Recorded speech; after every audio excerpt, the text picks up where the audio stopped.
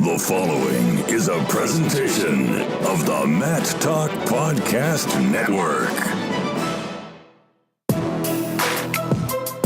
You are now tuned in to the PA Power Podcast, featuring Jeff Upson and Eric Knopsnyder. PA Power Wrestling. PA Power Wrestling. Pennsylvania is wrestling. What's going on, wrestling fans? You are now tuned in to the PA Power Podcast. I'm your host, Jeff Upson, joined as always by Eric Knopsnyder. Eric, it's good to be back. Jeff, it is great to have you back. Big news since the last time we spoke. I'm a different person now. That the last time we talked on the podcast. And I'm back in America as well. So that's you put a ring on it. I did. I listened to Beyonce and I put a ring on it. But yeah, so I got engaged 2 weeks ago now, and it was a surprise. It was supposed to be a surprise, but my fiance kind of had a feeling. So we went to Italy, but prior to that, we stopped in London because I have a lot of friends still there for when I lived there and went to school. So we stopped in London, and I popped a question there on the London Eye in London. So I thought it was pretty romantic. She, after saying yes, said, I knew this was going to happen. So did you spring for the pod by yourself? Yeah, I did. And okay. Boy, that was not cheap. And I think that's what, I know that's what gave it away. Yeah, is when she looked around and she was like, all the other pods have like 30 people on them. Why is it just us? And I was like, maybe I bought the wrong thing. So no, it was awesome. She's great, and she puts up with me, and she puts up with wrestling. So I couldn't be happier. And then we went on to Italy for an actual vacation. So that was a ton of fun. And no wrestling at all. You couldn't find Frank Camiso there and challenge him or anything? It's funny. I was looking for him around Italy, see if I could get some tips from him. But no, I went to the Coliseum, and it was my second time in Italy. So I went to the Coliseum, and I was wearing my USA Wrestling hat and PA Power Wrestling shirt. So I was at least repping wrestling at the Coliseum in Rome. So that's pretty awesome. Well, congratulations, Jeff. I'm not sure how Lauren puts up with you, but I'm glad she does. Great girl, and looking forward to a lot of happy years together for you too. Thanks, Eric. I appreciate it. Considering we all traveled together to France, that was... Yeah, and I know what it's like to travel with you. She puts up with a lot. Come on, Eric. I'm a world traveler. Except you missed the flight. Yeah, that was... that was something else. Okay, don't worry about that. By the way, my Italian is just as good as my French. If I'm sure the listeners don't know, but when Jeff says that, it's hilarious because all it is English with a horribly bad accent. Yeah, but at least I tried. I just speak English with a little bit of an accent. So, but is there anything exciting going on in your life, Eric? You didn't. Nothing. Did you have an anniversary? You had an anniversary or something, didn't you? That was last month. I guess once you have as many as you have, you just gets old. No, it doesn't get old. Come on, you trying to get me in trouble? Well, look, I'm excited because we are inching closer to wrestling season, and we actually have a pretty good show in store for the fans. Yeah, we do. A lot of news going on, even though we haven't gotten started yet. A lot of stuff to catch up on. Yeah, we're gonna have two different, well, actually three, if you're counting them, three different guests, but two at the same time. We're going to have Coach Brian Tucker from Seton Hill, who is going to join us to talk a little bit about, if you haven't read it, it's a great story out of Seton Hill in Greensburg, Pennsylvania, where assistant coach Mark Marshall goes down. He has a heart attack, and the coaches and the team comes together, and they're able to save his life. So we're going to talk to Coach Tucker, and we're also going to have Pitt commits Cole Matthews and Luke Kemerer on to talk a little bit about their decision to head out to Pitt. So, but it's funny, Eric, because when I was in Italy, I was using all my international data looking at the World Championships in Greece. So I was like, I'm so close. I might as well just go over to Athens. Yeah, I'm surprised you didn't work that in. Be like, hey, let's go to Greece instead. Listen, I tried to, but considering it was like our engagement celebration trip, And considering how kind of miserable Lauren was in France when we went to the World Championships, I was like, I don't know if maybe I'm thinking next year I'm going to trick her. I think Athens would have been a little more her style though than Macomb. Well, anything's better. Well, okay, I'm not going to speak ill of Macomb, but so yes, the Cadet World Championship took place in Athens, Greece, and Pennsylvania was represented by several different, actually in all three divisions, women's, Greco and freestyle. But Jake Hendricks competed in Greco-Roman at 76 kilos, and he goes 0-2. He had a couple tough matches, lost 6-0 and 6-1. We also had Caitlin Walker and Valerie Baker, who both are going to be wrestling for Wyman Seminary's new women's program in 2017 and 18.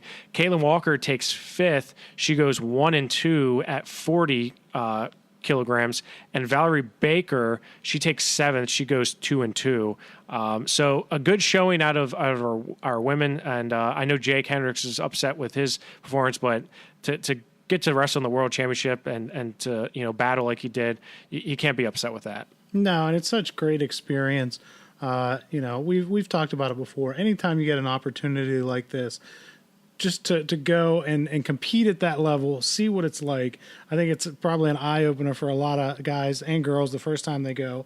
And just the travel itself, getting out and seeing the world and gaining that experience, in addition to what it does for you wrestling, I think it just develops good young people that have a bigger worldview than what they might get in their high school or, their club.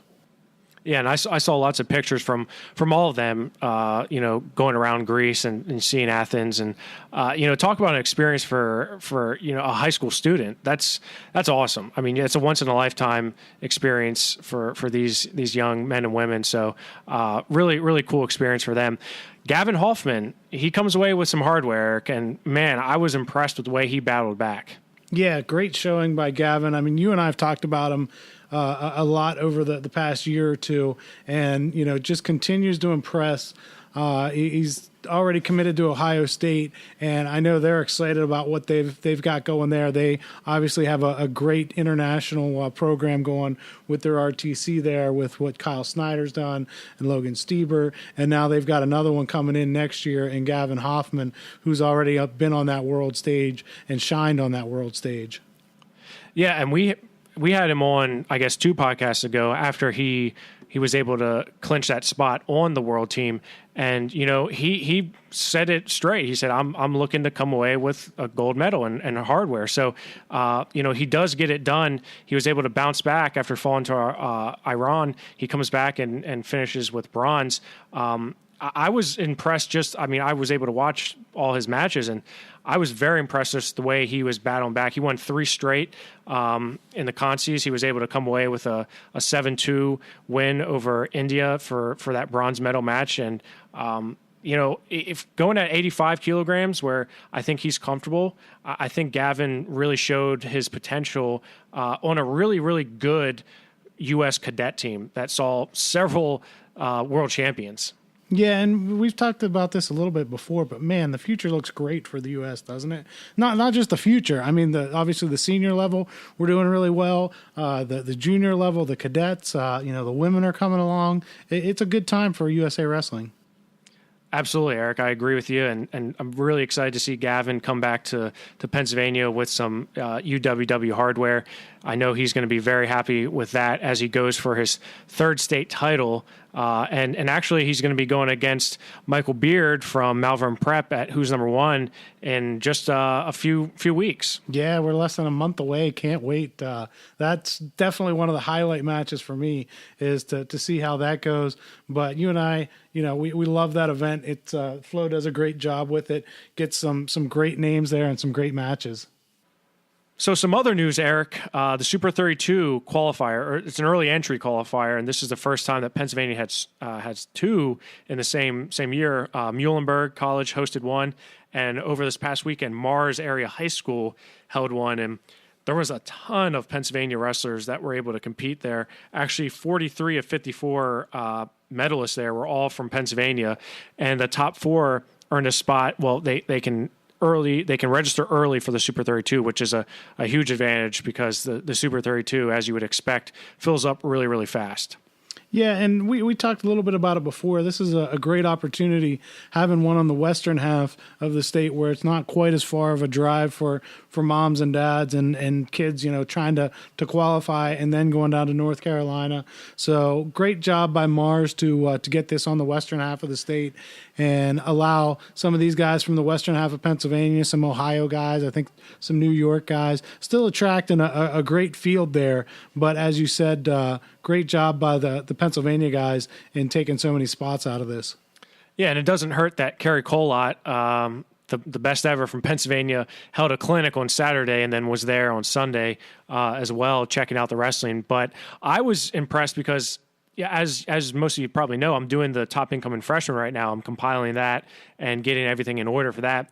A lot of freshmen competed in the Mars qualifier, so I was excited to see that and see all the wrestlers that were competing. And right off the bat at 108, Matt Sarbo defeats Joe Fisher in the finals at 108, and Connor Redinger, who's at Quaker Valley and wrestles with OMP, he finishes third.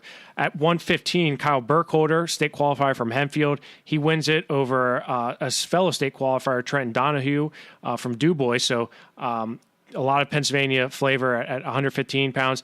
122, Cole Wilson from Northeastern, all the way out in York, Pennsylvania. He was a state qualifier last year at 106 pounds, and he jumps up to 122 in the offseason. He beats Derek Burke from Mifflin County, who's sort of under the radar a little bit, and he was able to finish in second. And at 128 pounds, Jacob Ely from Hopewell, who wrestles for the Gladiators, he was the lone Pennsylvania medalist here, but he wins it. He defeats Davin Rhodes from Louisville, Kentucky. One guy that I'm excited to see wrestling, that's Caleb Morris, and this is a guy who's qualified for the state tournament 3 times, hasn't come away with a medal yet. I know he's burning for one in his senior season. Caleb wins it at 134 pounds. He beats Jeffrey Boyd from McDowell. Kenny Kaiser from Sagertown is third. Logan Wise from Mifflin County is fourth.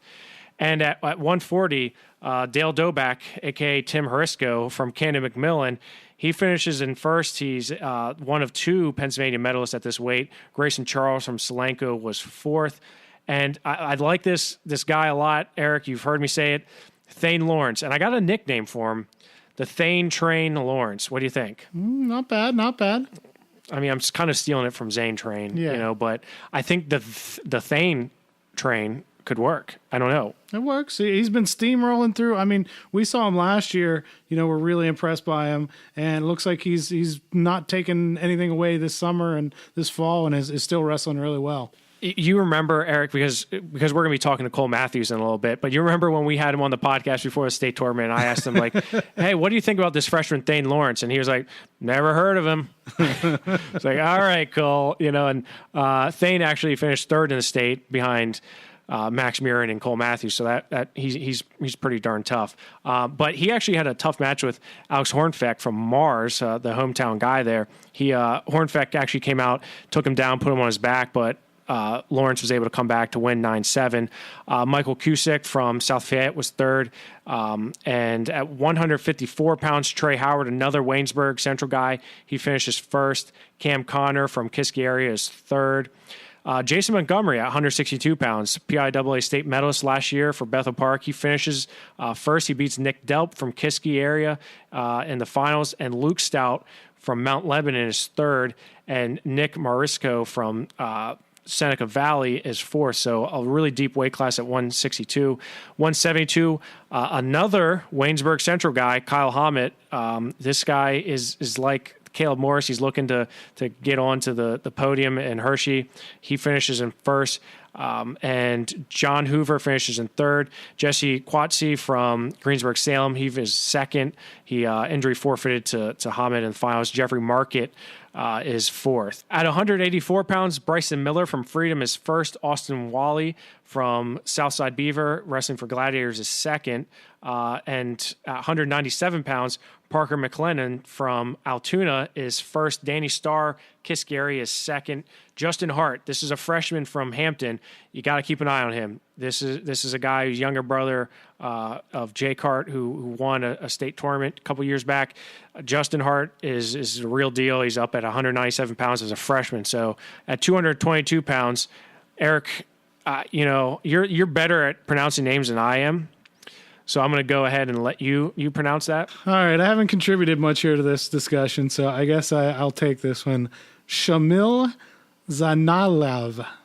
I'm sure I butchered that. Zanalev. So he has an older brother, and they both wrestled for Mount Lebanon. Shamil's now at Shar Valley. Shamil Zanalev. 222 pounds, Eric. Shamil Z from Chartiers Valley. He finishes in first. Ryan Howard from Waynesburg is second. And at heavyweight, Jalon Stevens from Myersdale is second. That's a freshman.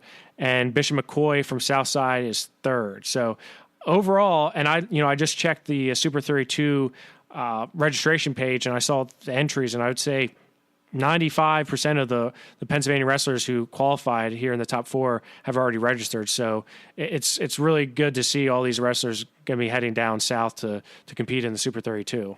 Now, Jeff, I know you said that you've obviously been working on the top incoming freshmen, and looking at these results, is there anybody that really jumped up and, you might have had at one place in your mind? I know they're not done yet, but you might have had, okay, this guy's, maybe mid-30s, something like this. And you see a result here that he really jumped up and you say, wow, maybe he needs to be a little higher than I had him. Anything like that you see out of these results?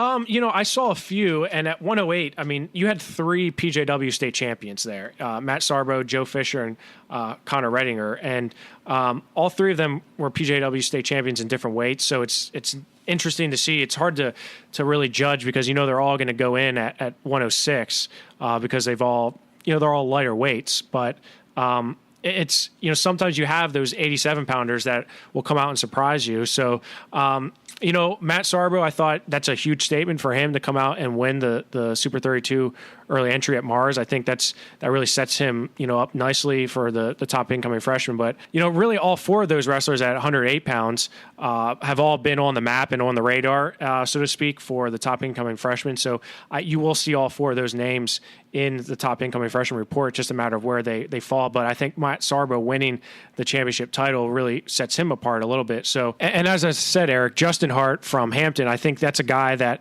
you never really know how those freshmen that are up in such a high weight are going to do. I remember when Thomas Haynes was coming up and he was at 220 pounds, and you're thinking, how can a 14, 15-year-old kid compete against, some of these older wrestlers? But I think he's going to prove himself amongst the best. So overall, Eric, just to answer your question, I think it's a good barometer to really see where these freshmen lie. But Super 32 is also a good test, the actual tournament.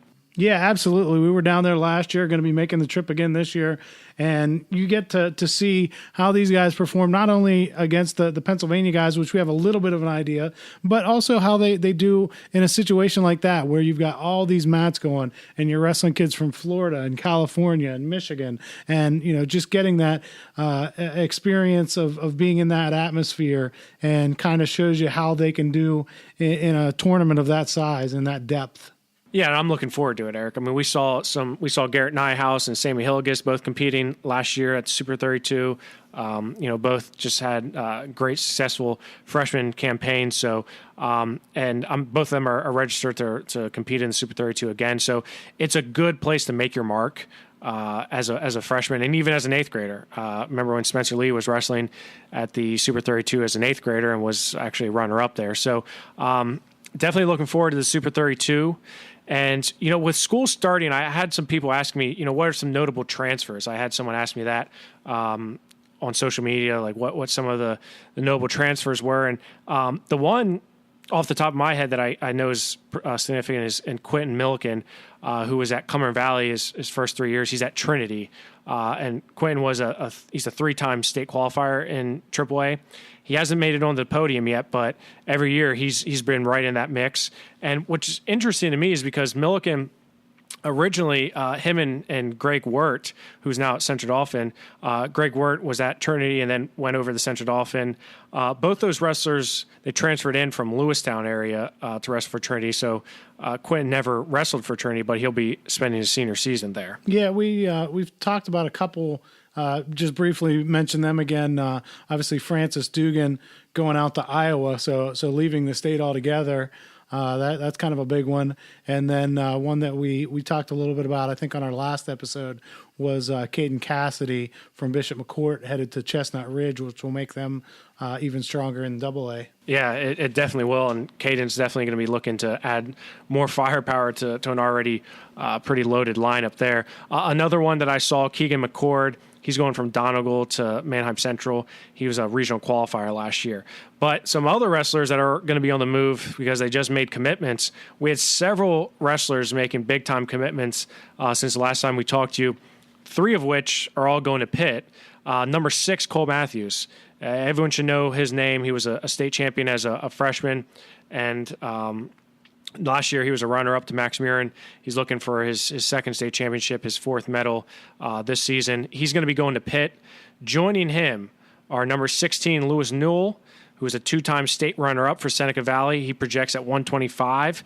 And Luke Kemerer, number 26 ranked senior in the state. He comes into Pitt from Hempfield area. He's also a 2-time state medalist. So Luke, Lewis Newell, and Cole Matthews all going to be Pitt Panthers. Yeah, Keith Gavin making an immediate impact there since taking over as head coach. Already had gotten the transfer, and Mickey Philippi from Virginia. Now already with 3 big commitments here, and still some time left in the recruiting season. So off to a great start there in his first year as a head coach. And you mentioned Philippi coming in. You got Kellen Stout coming in, freshman Nino Bonacorsi, KJ Fenstermacher. I mean, they're in transition, but they're still going to be competing in for this season and for seasons to come. Another guy that you were able to talk to when I was away on my European adventure was Jarrett Lane from Southern Columbia, who's following his older brother to head to Lehigh. Yeah, talked to Jarrett, had a good conversation with him, was able to do a post for the website on that. And not a big surprise there, kind of I think what a lot of people thought was that he was going to join his brother at Lehigh. Great situation for him there. I think that'll be a good fit for him, and great for the Mountain Hawks as well. Another state runner-up, Isaac Reed from Kiski area. He is going to Lock Haven. He's the number 24 ranked senior in the state. Zach Glenn, number 38 ranked senior in the state, is going to Army. He's out of Bethlehem Catholic. Number 50, Jake Kozar from Northern York. He's going to be going to Navy. And Logan Ninos from Northampton's heading to Ithaca. He's the 178th ranked senior in the state. And you can go on to PAPowerWrestling.com and view the top 300 recruits of the class of 2018. That's quite a large number, Eric, the 300, but I think they're all well deserving. Yeah, I mean, Pennsylvania is just so deep. And we've seen it how many times that a guy will be not even a state finalist here and end up being an All-American or a national finalist at Division I. There's just so much going on here and so many talented guys that you really need to go in depth as far as these rankings go, because somebody in the 150s is going to go D1 and make a big impact. Yeah, I agree. And I think that it's just a matter of, who steps up and who fits in the right place. And I think that all these wrestlers are poised to do well. And especially when we talk about Cole Matthews and Luke Kemerer, I think it's an interesting story with those two heading to Pitt, sort of committing together, and, they're close off the mat. So I'm really excited to talk to both Cole and Luke, Eric. And joining us now, we have some co-guests here with Cole Matthews and Luke Kemerer. Both these young wrestlers from Pennsylvania decided to take their talents to Pittsburgh to compete for the Pitt Panthers next season, in 2 seasons from now, both heading into their senior year at respective schools. Cole and Luke, thanks for joining us. Yeah, thank you for having me. On. This is Cole's second time around. So last time was an adventure. It was a lot of fun. Our last podcast with you. So I'm hoping Luke brings the same amount of excitement to the table as well. I'll try. He will. I'll my best. All right. So the first thing I got to ask, and I'll pose this. I'll start with you, Luke. Can you talk a little bit about your relationship with Cole? And obviously you guys have been coming up through the program in Pennsylvania wrestling for the last how many years now. Can you talk a little bit about your relationship with Cole and really how this came about that you two both decided to go to Pitt? Yeah, me and Cole go way back. 5th grade, actually. We wrestled in an open tournament, actually, at Connellsville, and I beat up on him a little bit there, but he got the week after when it counted in the state tournament. I mean, he ran away the whole time. I'm sure he'll admit that, but yeah, me and Cole, we've been pretty good buddies for a while, and whenever I found out we had an official together, we were both pretty pumped up about it, and we actually talked before the official visit, like, we're going to look around a little bit, but we knew where we wanted to go. And then after the official, we had a great time. We both felt real comfortable, had fun and everything. So we decided, we're like, you know what? We're going to cancel any other visit we have, and we're gonna get it done and commit. And here we are. Cole, I think Pitt has always sort of been in the back of your mind. I mean, it seems like Pitt's always sort of been one of the front runners. Can you talk a little bit about having Coach Gavin there and just really, I mean, Pitt's on the rise. We see that the program's taken sort of a different turn, and we're seeing some big name recruits come in and some transfers as well. So, can you talk a little bit about that spark in Pitt wrestling and what drew you to that? Yeah, I feel like Pitt is going to be on the rise here in a couple years, and like you said, we've got a lot of good guys coming in, and Coach Gavin, Coach Lean, Headley, and Coach Yutzi really know how to bring a team together, and they got a lot of tools that will help me, Luke, and all the kids on the team coming through just to get better. And it's going to take some time for sure, but we're going to be good the next couple of years. Don't get me wrong. Cole, I know there was a lot of hope from the Pitt side with you guys coming in last weekend that they were going to be able to get you to commit. I wasn't sure, considering Austin is at Edinboro. Was that ever a real thought, or what were you looking at as far as other schools go? Yeah, Edinboro. I really enjoyed Edinboro. I liked the little small town grind they had up there in Borough. I also was looking into Ryder and American. I really like the coaches at all the schools. That's what I really looked into, is how the coaches acted, how they treated their wrestlers on and off the mat. But Austin, yeah, he made it tough for me because I seen him having a good career up there, and he always wanted me to go to Borough too. But I laid it out and I picked what was best for me. So I'm just looking forward to Pitt. And it's interesting, Cole, because both of you are sort of in the same boat with two older brothers that were both very successful wrestlers in high school and college. And Luke, the younger brother of Jake, who went on to Lock Haven and spent a year at Penn State. Luke, how did Jake play a part in this? Honestly, he really didn't. I don't really think anybody can. Wherever you go, it's all about you and where you feel comfortable at. And I'm not really sure if he could really help me out a whole lot. He told me to go where I feel comfortable and where I think I can do well at. And at the end of the day, it ended up being Pitt. Cole, you had talked. You're playing football now. I think I saw somewhere that says you're projected at like 157. Like, did you grow 2 feet since I last saw you? Or did you just go? Did you get wider? I mean, are you hitting the gym or what? No, I'm still the 5'3" midget you'll see out on the mat. Okay. No, I'm not wrestling 157, but I'll probably I'll be looking at 141 and 149 for all of my college years. Okay, I like to hear that.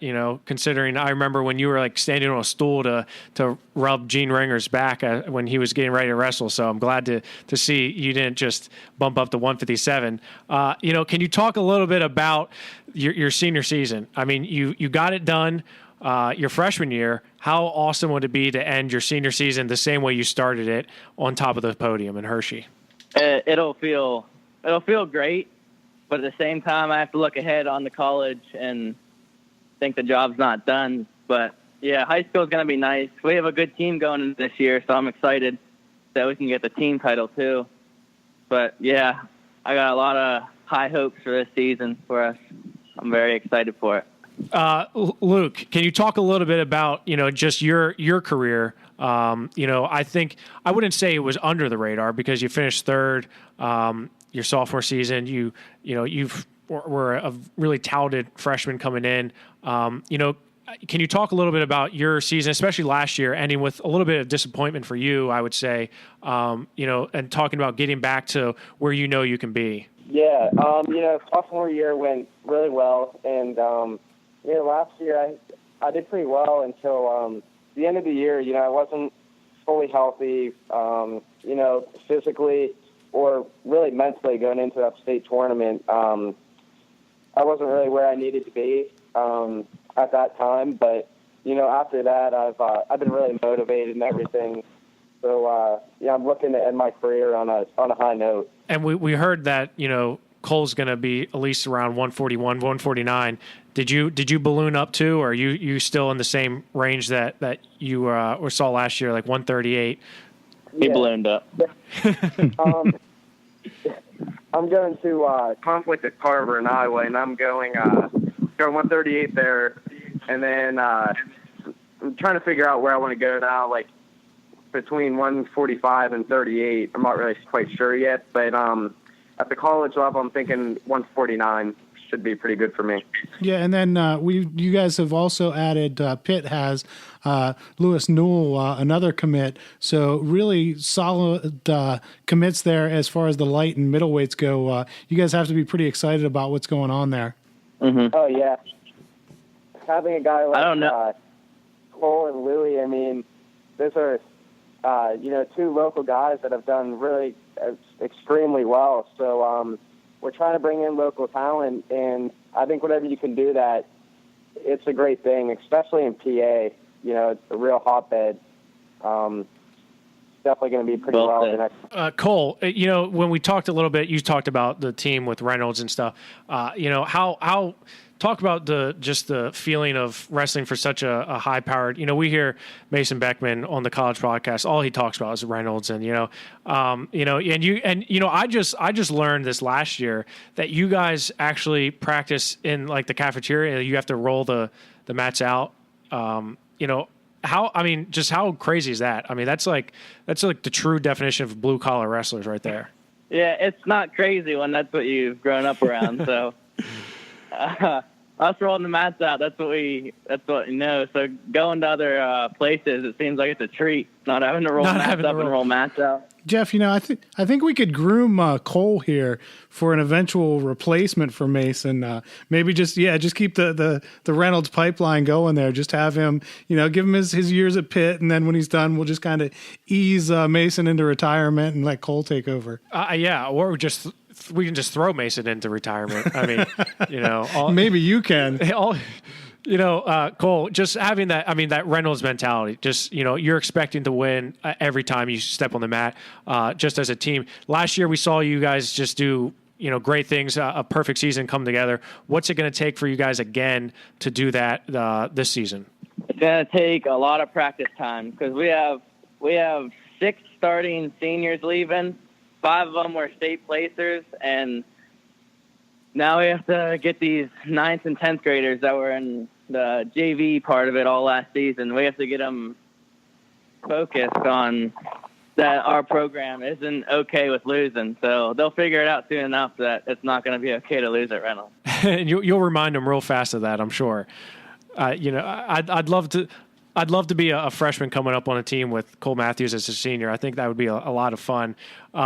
And Luke, with Hempfield, you guys have some young talent coming up. There's an incoming freshman that I'm really high on. Can you talk a little bit about some of the guys in the Hempfield room that you have coming in this year? We graduated 2 of our Whitfield champions, which that'll be pretty hard to recover from. But that's a good tough guys coming up, and Ty Limsomigler and Isaiah Vance. Heavyweight, and I think around maybe 132. So, we have a real good program, starting at the elementary level and coming up through. So, again, it's going to take time like Reynolds, but I think they have a bright future.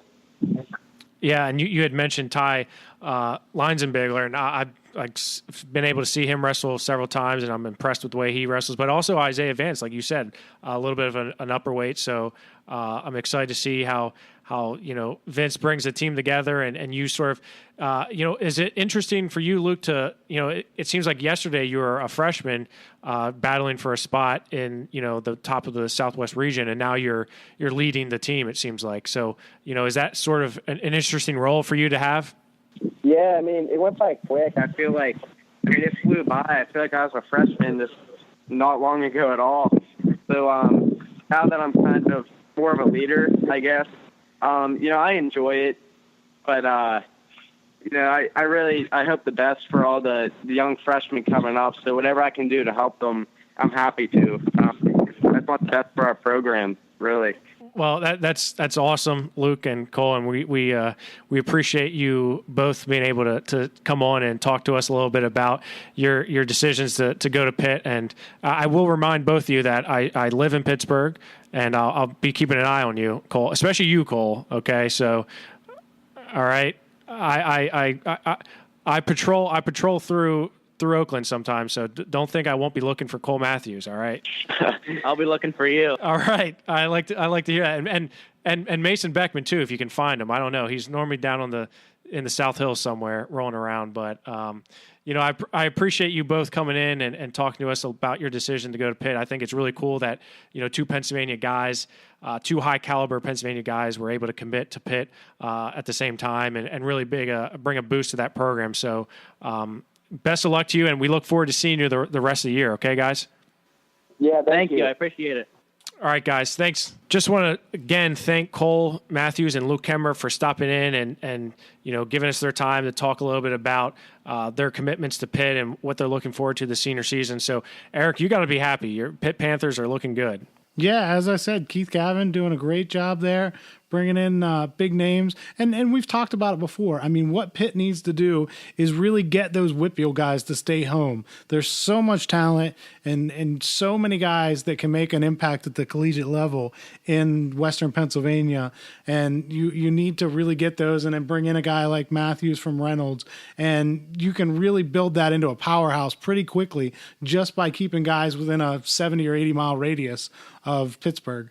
Yeah, and just to add in, like Lewis Newell as well from Seneca Valley. I mean, he's a local kid staying close to home, and I think that's big for Coach Gavin to get those local talents. So we're seeing it, happen last year as well with Nino Bonacorsi staying close to home, following his brother Nick to Pitt. So, I think both these wrestlers, and Cole Matthews is one that I've been a big fan of for several years, not just because of his wrestling on the mat, but his personality. He's pretty funny, right? He's very funny. He's gunning for Mason Beckman's job on the college podcast. But maybe we'll have to do it a best out of three. That's what we used to do. We're wrestlers. We're going to do best out of three. So, speaking of guys that can make an impact early in their college careers, I was reading on Flow or listening to FRL, and they comment about Spencer Lee and whether he was going to redshirt or not this year for Iowa. Which, I mean, personally, I don't see.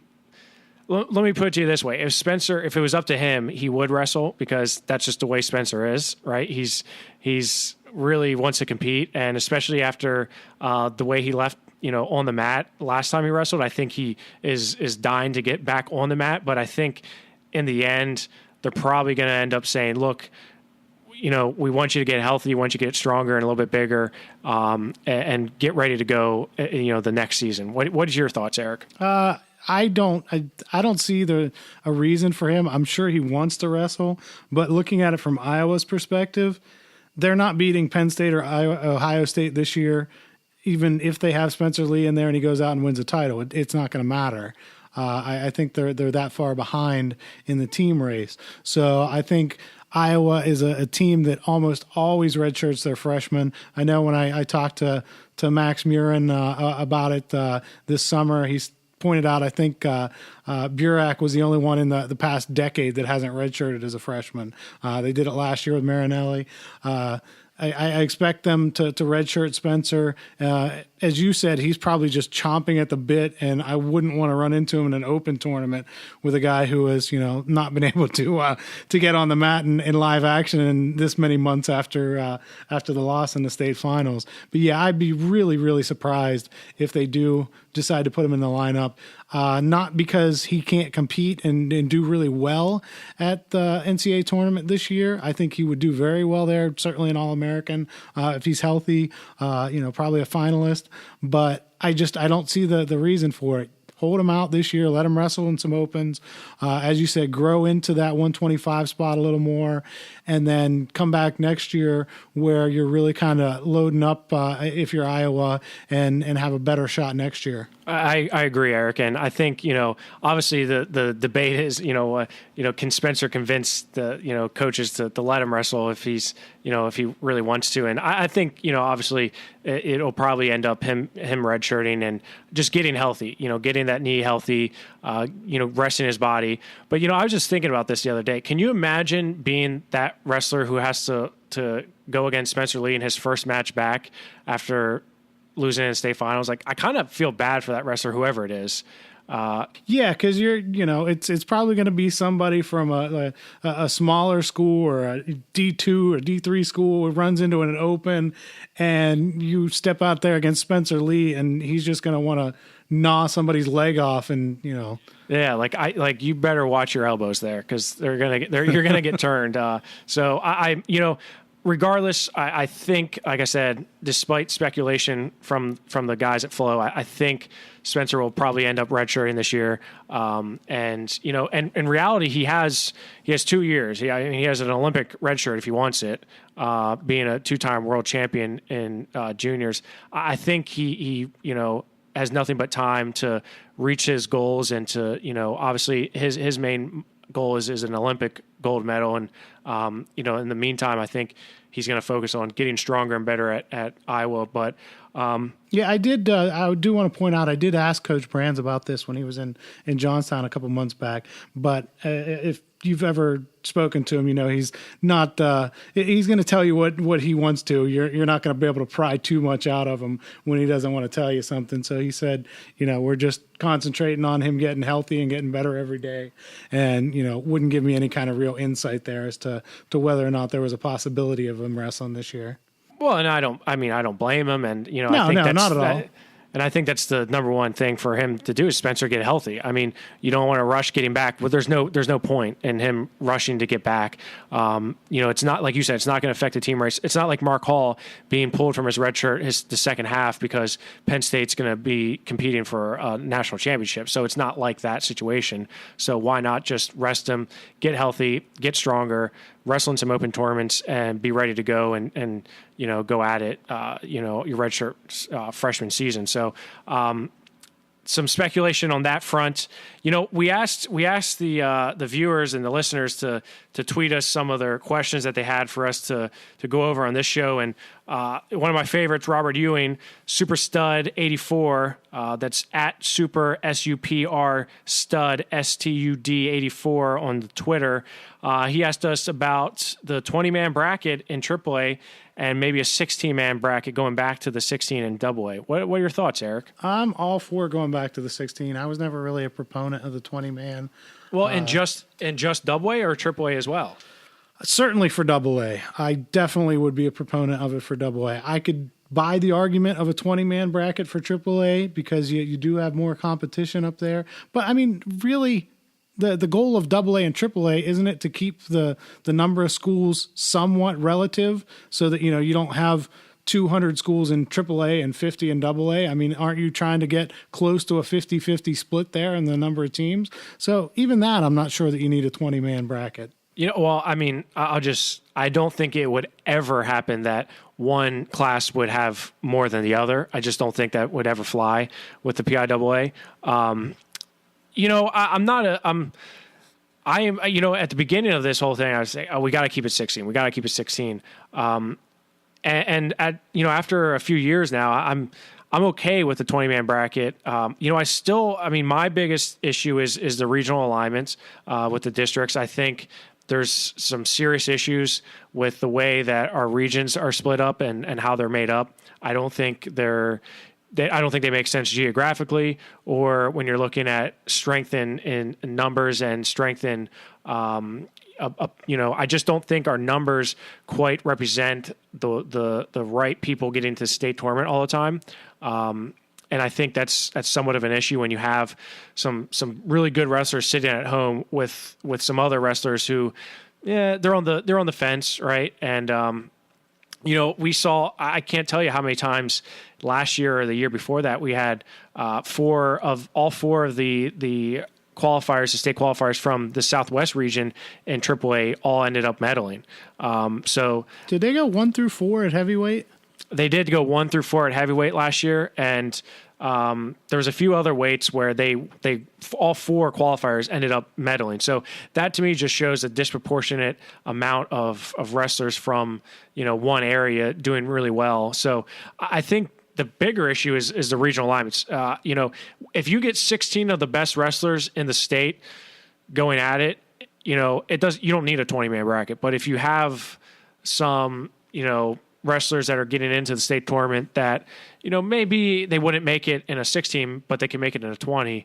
I don't know. I mean, I don't want to say watered down, but I think the bigger issue is our regional and district alignments as opposed to whether we have 20 or 16.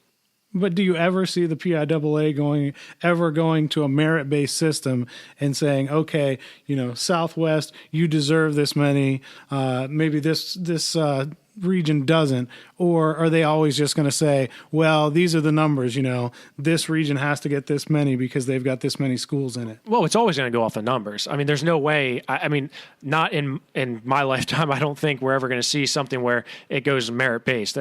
Right. So you're never going to get what you're hoping for. Yeah, it's a pie in the sky idea. I mean, but doesn't mean I can't voice my opinion and say, I think there should. I think if we want to make this better, we have to make it a little bit more. But then you open Pandora's box with that. But I mean, you look at the NCAA, how they do at-large bids. I wouldn't be opposed to having a 16-man bracket with 4 at-large bids, where you have 4 wrestlers that, regardless of the region, they get at-large bids into the state tournament. That would be, I think that's more. Who would you have decide that? I mean, is that a coach's vote? Is there a committee that sits down and says, okay, this guy does it? I would say. Are you volunteering? Is it going to be the Jeff Upson final vote? Listen, as everybody on the planet, especially Dr. Lombardi knows, yes, I would volunteer my time to sit down and do that. And it doesn't have to be the Jeff Upson show. It can be a committee of the steering committee, they do a fine job. They don't need me, but the steering committee, I think, obviously I provide rankings for the state of Pennsylvania, and, I think they're decent, but I don't think that it should be up to one person, but a committee. I wasn't being serious, obviously. Well, I know. I realize it would be a group effort. But yeah. I mean, could you imagine that? 4 at-large bids to obviously, especially in today's society, you'd hear a lot of whining and crying, with the trophy society where everyone gets a ribbon. But I don't ever see. That's part of my problem with the 20-man bracket, though. Yeah, it was I was 5th or 4th in my region, and I should have been able to go. Every now and then, there's a good argument there. But for the most part, if you don't place in the top 3 or 4 in your region, you probably don't need to go. Here's my issue with that, Eric, and I was that type of thinking as well. But when you looked at, and I made a spreadsheet of all the wrestlers and it was primarily the victims were Southwest regional wrestlers. When they only sent 3 from the Southwest region in AAA, you would oftentimes have nationally ranked or close to nationally ranked wrestlers sometimes missing a spot in Hershey because it's so deep in certain weight classes. I mean, all weight classes in the Southwest region, where you have wrestlers being, it doesn't make sense to me that the only reason, I was a proponent of the 20-man bracket was so we could get more qualifiers out of the Southwest region. Then maybe that's being, not being impartial, but the fact is a lot of good wrestlers were sitting at home instead of at Hershey. And I think the proof is in the pudding when you look at the numbers of wrestlers that, all 4 wrestlers at a certain weight would get a state medal. Well, and I don't think, everything that I had heard was that the Southwest region was the driving force behind this, that basically they said, look, we need to do this or something's got to change because, it's just not working out to our benefit here. No, I mean, you go back to the days of Mark McKnight and Drew Headley, and you have a returning. That's the one that my brother always brings up anytime we have this discussion. I mean, you have to. I'm like, that was how many years ago? It wasn't that long ago. I mean, it was a long time ago. I can remember it like it was yesterday, so it couldn't have been that long ago. And and then you go back to the Dom Forays one. When he was the 4th place finisher in a deep loaded weight class, and he sits at home and now he's looking to All-American at Pitt. So, I think the injustice is being done in the Southwest region, and not to say that the Northeast region in AAA hasn't played victim to that as well. But, it's just I think the issue more is our regional alignment by strength, not by just strictly numbers based. But that's never. I mean, again, we're probably arguing something and debating something that's never going to happen. I can't believe we actually are seeding wrestlers at the state tournament in a sense. Like that to me is insane. So maybe there's hope, Eric. Maybe there's hope. Maybe if the PIAA continues to hear me complain or whine about this, that maybe something will happen where we can bring about some change. I'm with you on it. I'd love to see it. I don't think it'll happen. Well, Eric, we talked a lot today about some of the things going on in the wrestling community, but one thing that really stuck out to me was something that I read out of Greensburg, Pennsylvania at Seton Hill University. And for those of you who haven't read it, we provided a link on that on our Facebook and our Twitter page.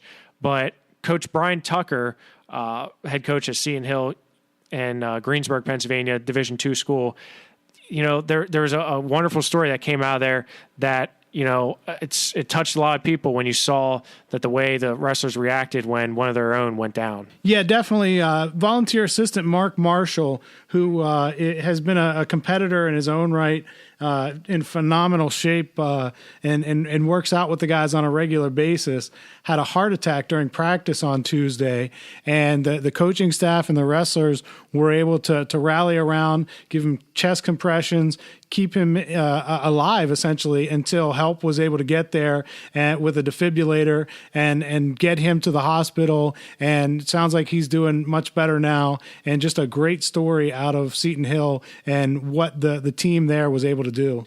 Yeah, and Seton Hill is a university, a team that's been on the rise, I think, if you will, for the last 5 years, really. And we've seen a lot of Pennsylvania wrestlers stay home and go to Seton Hill, and clearly they're developing wrestlers and young professionals and mature adults in society. I think we're seeing that, and I think this really unfortunate situation brought that to light, and I'm really glad to see that some news media picked up on that and saw this.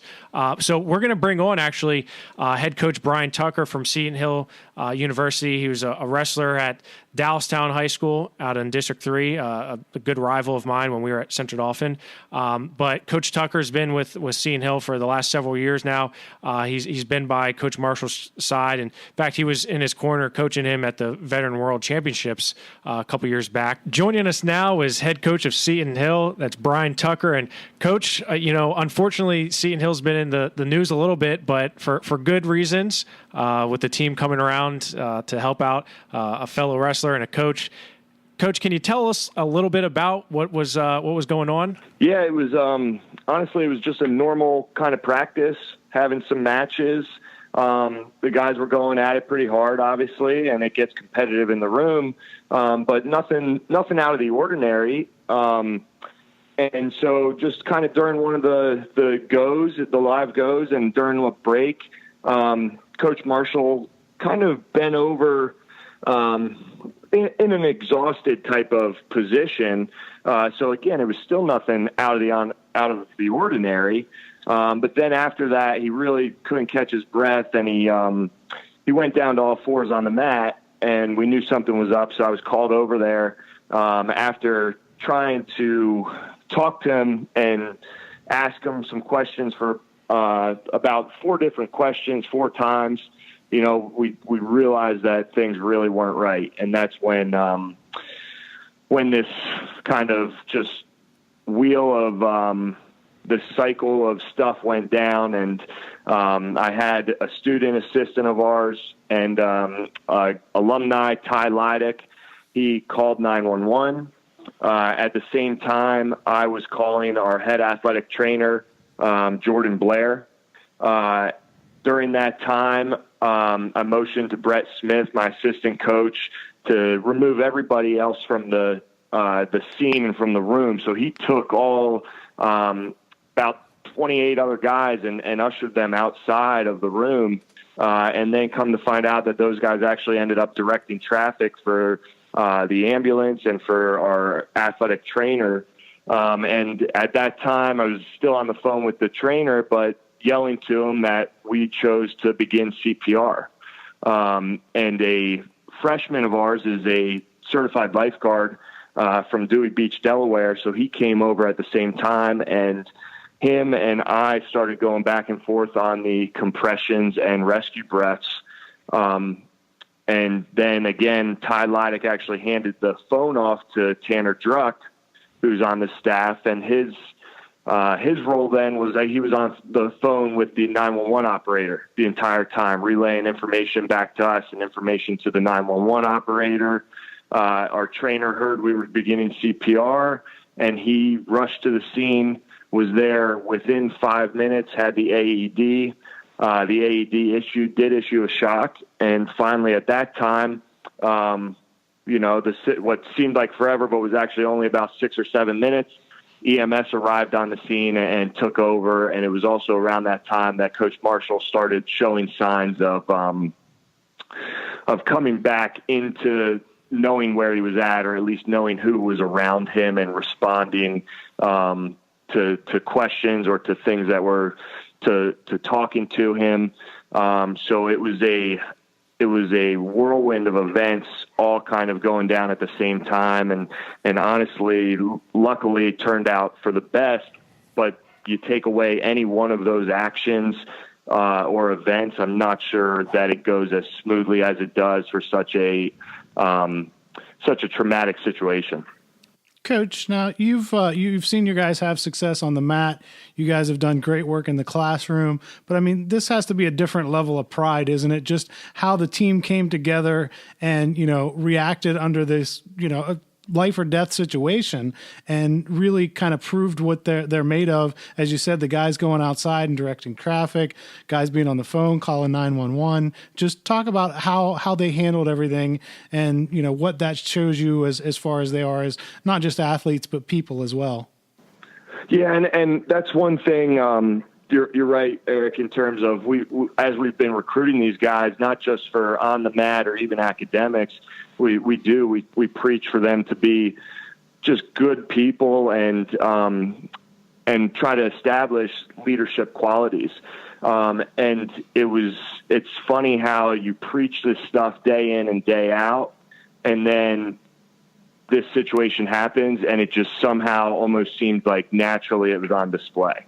So it takes it to a whole new level where I couldn't be more proud of them. And it was just, no matter what was done or what was said, it was automatic reaction, no fight, no change in trying to do something different.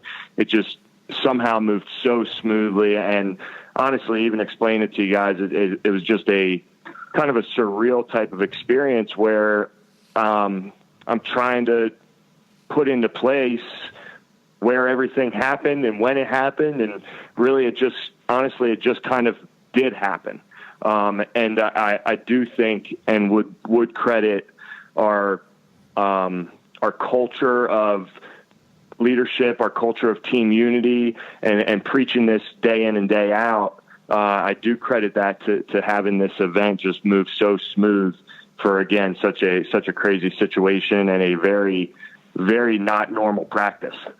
And Coach, this actually wasn't the first time, right, that Coach Marshall had an incident. I believe it was several years back that he may have collapsed during a run and had to. I think he had to have a stent put into his heart. Is that correct? Yeah. So they so he collapsed during a run a couple years back. I want to say we're actually almost at 4 years ago for that, and he had a stent put in, and he was actually in AFib, which is essentially, I'm trying to put it in very layman's terms. I believe it's an extremely fast heartbeat. Okay. So where basically the blood is not being fully pushed through, it's just rapidly being pushed through at very small increments. So when they found that out, they corrected it and got the stent corrected. And he was fully cleared, and actually that same year, or within 15 months maybe, he actually competed at the Veterans World Championships. That's right. And he won it. In Serbia, and he won it. So even crazier, to think like, it's crazy, one, to think that, hey, this happened to somebody that's in such good shape, that takes care of himself, and on top of that, it's crazy to also think, had he not done that, we may be having a different conversation here. Right. So the fact that he was in such good shape and stuff is on multiple levels. The first is it's crazy that he's able to do what he's able to do. And he really does take extremely good care of himself, and he works out daily, and he almost gets upset if I don't have him wrestling. He's that type of guy. He just wants in. He wants to be active. He wants to be working out. Just loves the sport and enjoys it. Loves working out with the guys, and really can't get enough of it. But then from that side too, it was a situation where this past day I really tried to focus on our wrestlers, because I know that it was kind of traumatic to see somebody that they look up to from a not just a leadership standpoint, but even from a physical standpoint, that he is such a in such good shape and works out all the time. The fact they look up to him from that, to see something like that happen to that kind of person, really definitely took an emotional toll on them. And we tried as a coaching staff to make sure that we met with them that night, in small groups. We spoke with them yesterday, and we got back to working out today. So it's been a healing process, but it's been a good one. And again, I know Marshall's in good spirits and attacking this great, because he asked me why I ended practice early that day. So it's a little crazy, but he's just fun to be around. The guys got to visit him last night, so it's been a whirlwind of a couple days. It's been an emotional roller coaster for these couple of days. But in the grand scheme of things, everything happening, it's just been, it has honestly run so smoothly for this being such a gigantic situation. Well, Coach, I think it says a lot about you and your program, how you guys were able to deal with this. And it's a great story, for wrestling to show how guys can come together and, as you said, be great people in addition to great athletes and great students. Yeah, it really does. We do. One thing I do stress is we have a very good group of kids. They are just a great group of young men that are striving to be good at everything that they do, not just wrestling. And again, that's obviously, I hope I'm with you guys here in about 7 months talking about our national championship and our All-American. But getting on with you now to kind of brag about them and boast about them and of how they live their life, not just their wrestling accomplishments is awesome for me. It really is a good feeling. And I sent an email out to even all their parents the other day just to let them know what happened, and to check up on them and all of that. good stuff. But at the end of it, I put in there how proud I am to have each and every one of their sons on this team and a part of this program. Well, Coach, you talked a little bit about, how the team is looking this year. Go ahead and tell us about it. What's the team looking like this season, and what are you looking forward to? Yeah, we're back. We're strong and healthy.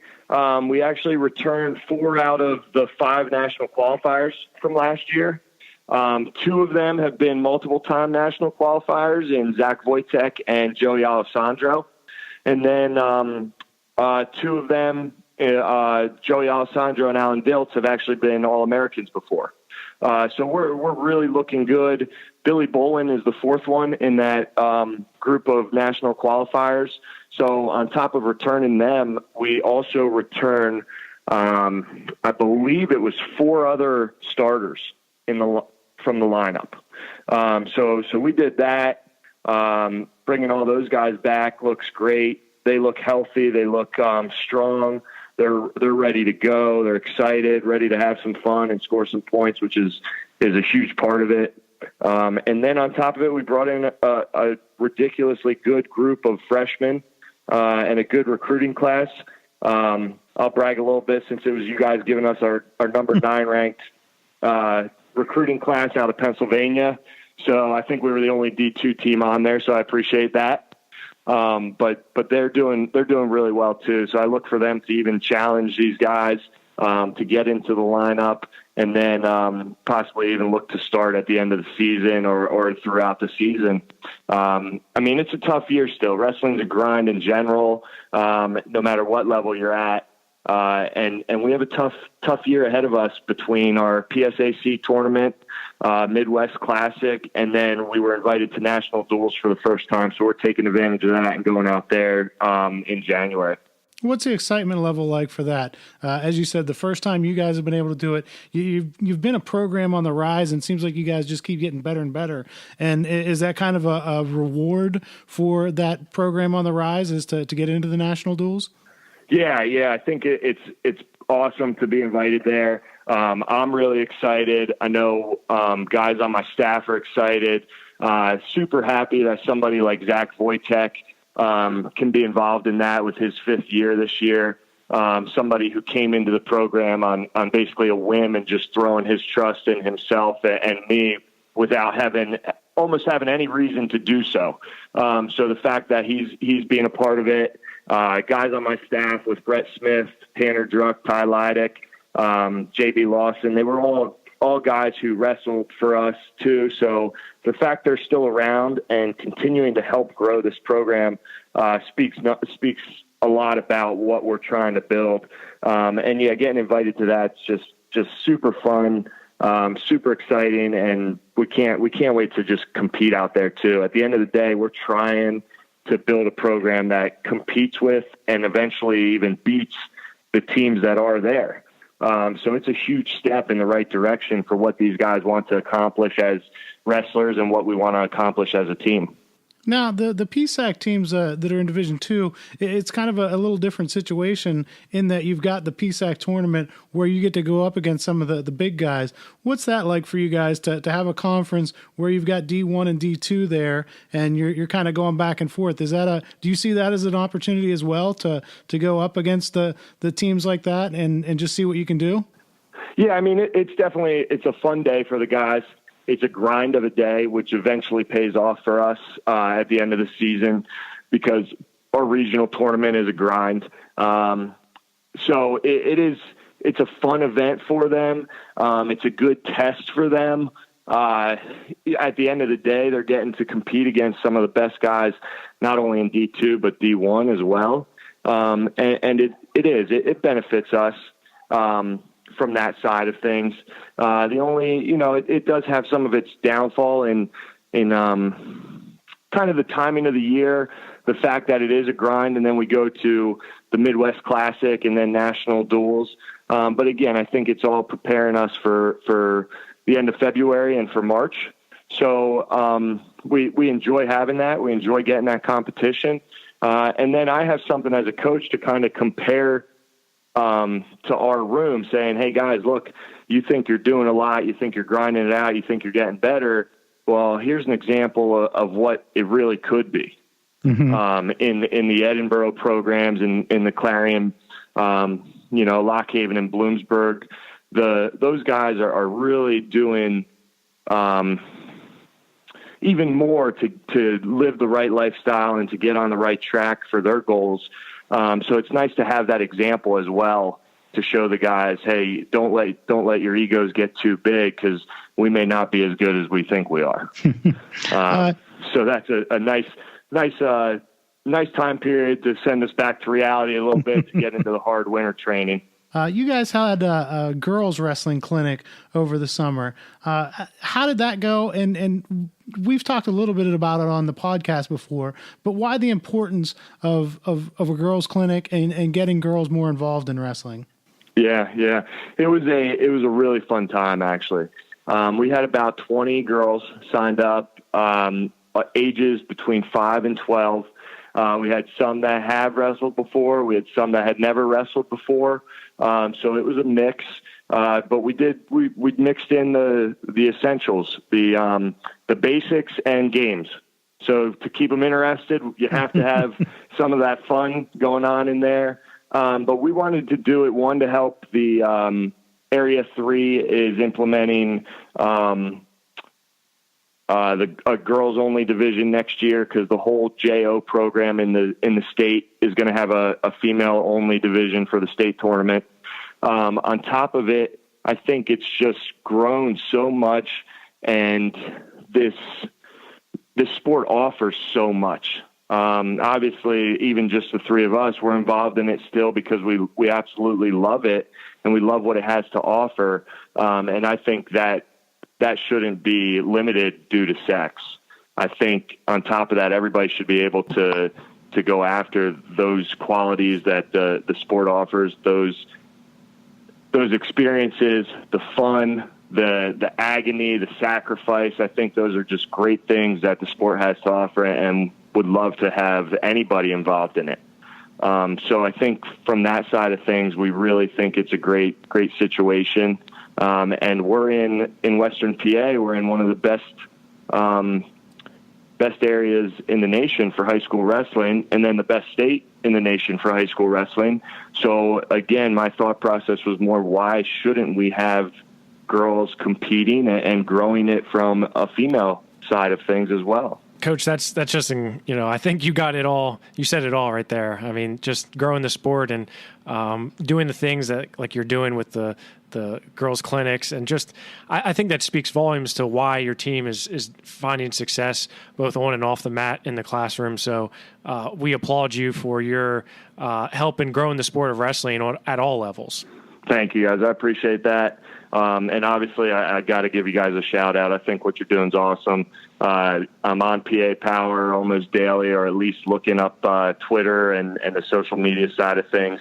So I appreciate what you guys are doing to grow the sport. And I know it's a different podcast, but give a shout out to Mason and Tristan also, because they're doing an awesome job with their college podcast as well. Well, no, we don't like to give them too much credit, and I appreciate it. I mean, hey, they have room to grow. But absolutely. You know what? They're doing a good job.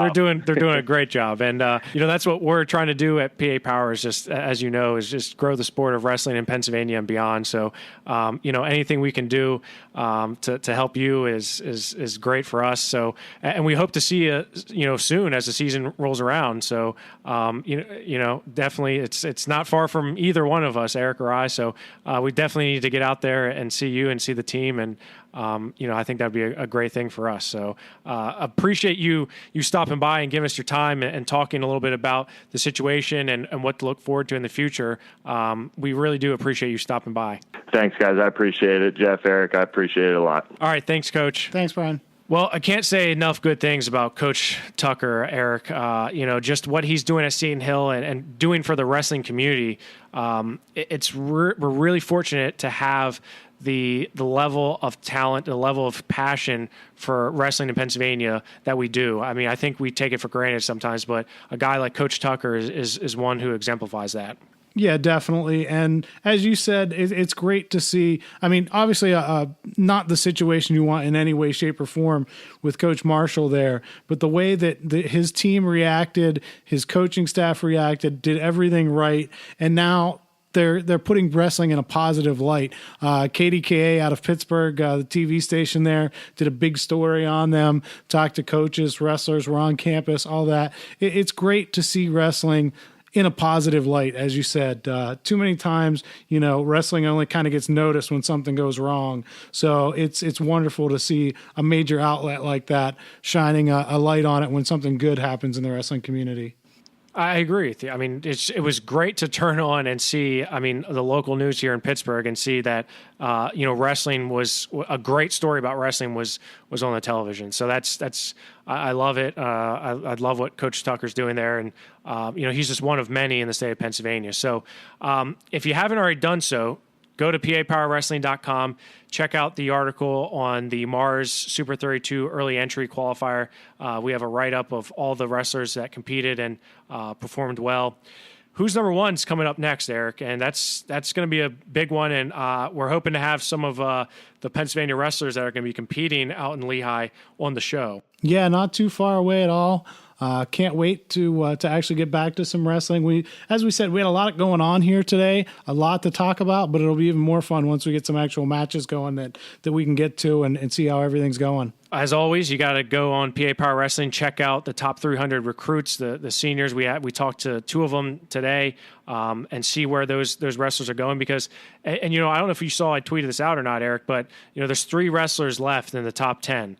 You got Trent Hidley, you got Sammy Sasso, you got Justin McCoy. All 3 of them are still undecided. I think those are 3 huge names that we're going to see where they end up here. Yeah, I checked in with Justin McCoy a few days ago. He said he's still got a couple visits left. Not ready to make a decision yet, but seems like it'll probably be coming in the next few weeks, I would think. I know he plays football, so that makes it a little more difficult to get to the official visits, but I would expect a decision not too far away for him. Well, I'm excited to see where all 3 of them end up and the rest of the top 300 recruits. Again, you can view that on PAPowerWrestling.com. And you got to help choose the future of Pennsylvania wrestling. Our top incoming freshmen of 2018 will be coming out, and you can help choose who those wrestlers are. You can go on to PAPowerWrestling.com. On the front page there, there's a submit top incoming freshman for consideration.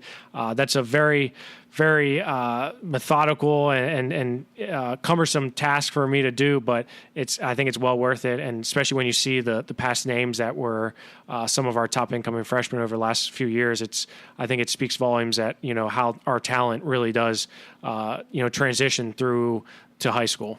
And it's a labor of love for you, Jeff. I know you eat this stuff up, digging into, okay, well, this kid took 4th place here, but this kid was at a lower weight and finished 2nd, and you eat this stuff up. I'm like looking back at Tulsa Nationals from 1998, but what about this, but what about this one? The McDonough duels and I do too much on that. But this is why you've got that ridiculous knowledge that whenever somebody places 4th at the Sheets tournament in Penn Cambria, you're like, oh yeah, that kid was. I had him on number 73. Well, yeah, we do top 75, which is insane, and we also have honorable mention. So. Yeah, thank God I got engaged already. She can't go back on that, I hope. As always, check out PAPowerWrestling.com for all your wrestling needs. And don't forget to give our college podcast some love with Mason Beckman and Tristan Warner. Those 2 guys, they do a great job. You want to listen to Mason Beckman while he's still on, before he gets run off by Cole Matthews. Job security. I don't know, man. We got to...